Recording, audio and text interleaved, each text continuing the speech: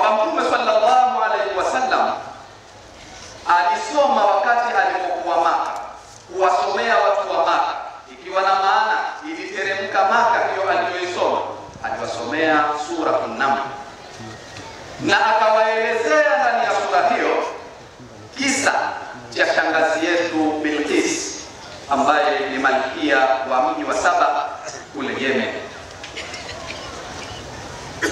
Malkia ambaye aliwaongoza jamaa zake kwenye ufaulu, pia kwenye usalama. Sasa baada ya Nabii Suleiman alayhi salam alipomuoa yule Bilqis, je, Nabii Suleiman ndiye aliyekuwa mfalme wa Saba au ni yule mwanamke Bilqis ndio aliyekuwa malkia wa Saba? Fajawabu an hadha anna Bilqis hiya allati kanat malika Saba.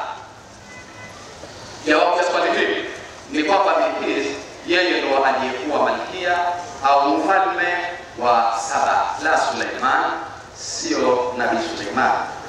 Ma annaha qad sarat zawjatahu, pamoja na kwamba Bilqis ameshakuwa ni mke wa Nabii Suleiman, lakini hakumchukulia madaraka yake, alimwacha kule kule, kuonyesha kwamba wewe unaweza kuongoza, kwa kuwa waweza kuongoza, uongozi ule ni wako na wangu ni wako. Wapata hapo kwamba kumbe anayeweza kuongoza katika wanawake anapewa kuongoza, asiyeweza kuongoza hapewi kuongoza. Na lau angekuwa yule hawezi kuongoza, angenyang'anywa na Nabii Suleiman yale madaraka.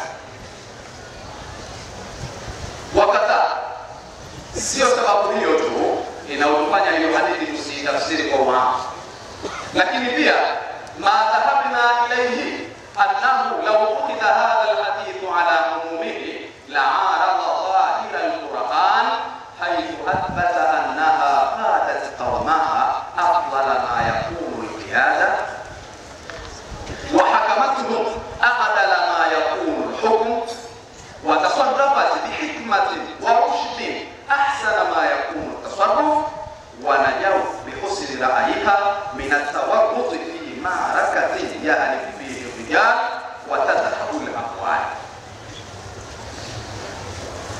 Haya tuliyokwenda nayo ya kukataa maneno ya wale wanaokataa utawala wa mwanamke ni kwamba lau tungekwenda nayo hayo, ingekuwa tumeichukua hadithi kwa uamu wake, na hadithi hiyo kama tumeichukua kwa uamu itakuwa yapingana na Qur'an.